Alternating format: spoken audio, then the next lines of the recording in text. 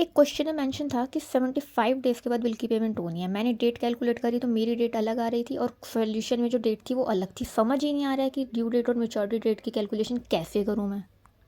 अगर आपको भी सेम क्वेरी है तो चलो मैं अभी सॉल्व कर देती हूँ। तो देखो गाइस, एक एग्जांपल ले लेते हैं। लेट्स एज्यूम 12 मई 2025 को एक बिल बना है, राइट। और इस बिल की पेमेंट 3 महीने के बाद होनी है, ठीक है। तो ये आपको जो टाइम पीरियड है मंथ्स में गिवन है, तो मंथ्स में गिवन है ना, तो आप डायरेक्ट ऐड करोगे। जैसे 12 मई से 3 महीने देखोगे, 12 जून, 12 जुलाई, 12 अगस्त, राइट। और अगर आपको नंबर ऑफ डेज में गिवन होता टाइम पीरियड, तो आपको एक एक दिन देखना पड़ता है कि किस महीने में 30 दिन है, किस महीने में 31 दिन है, तो उसका ध्यान रखना है।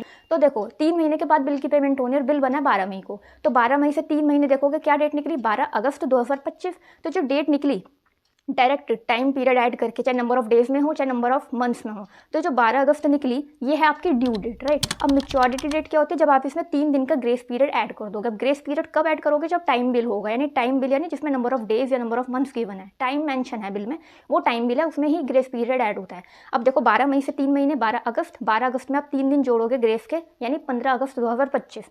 तो ये आपकी मैच्योरिटी डेट है। ये सोच रहे हो तो नहीं, ये आपकी मैच्योरिटी डेट नहीं है। नॉर्मल सिनेरियोज में तो इस तरीके से कैलकुलेट करते हैं, लेकिन तारीख क्या निकली 15 अगस्त 2025। तो यहाँ पे आपको दो चीज़ें और सीखने को मिलेंगी। दैट इज 15 अगस्त को क्या होता है, इंडिपेंडेंस डे होता है, यानी छुट्टी होती है। तो क्या उस दिन बिल की पेमेंट होगी, नहीं होगी। तो अगर कोई नेशनल हॉलीडे होता है, कोई पब्लिक हॉलीडे होता है, जैसे इस सिनेरियो में पड़ा 15 अगस्त, तो उस दिन बिल की पेमेंट नहीं होगी। लेकिन पब्लिक हॉलीडे है, ये हमें पहले से पता है ना, अचानक तो पड़ा नहीं है। तो ऐसे में क्या होता है, तो एक दिन पहले पेमेंट कर दी जाती है, प्रीसीडिंग डेट यानी एक दिन पहले।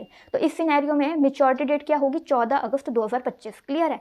लेकिन अब आप में से कुछ स्टूडेंट को क्वेश्चन आएगा, अगर कोई अचानक छुट्टी पड़ गई, तो कोई इमरजेंसी पड़ गई, तो जो हमें नहीं पता था पहले से, तो उस सिनेरियो में क्या होता है, जो भी नेक्स्ट वर्किंग डे होता है ना, तब बिल की पेमेंट होती है, तब मैच्योरिटी मानी जाती है, राइट।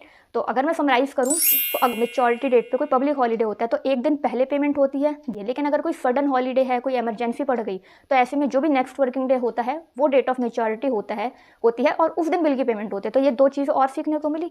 प्लस आपको ये भी सीखने को मिला कि अगर मंथ्स में है तो डायरेक्ट ऐड करो, लेकिन अगर नंबर ऑफ डेज में गिवन है आपको टाइम पीरियड, तो आप ये ध्यान करना कि कौन से महीने में 30 दिन है, कौन से महीने में 31 दिन है, ठीक है। सो अगर ये इन्फॉर्मेशन यूजफुल लगी हो और ड्यू डेट और मैच्योरिटी डेट को कैलकुलेट करने की कंफ्यूजन दूर हो गई हो ना, तो सब्सक्राइब का बटन अभी दबा देना।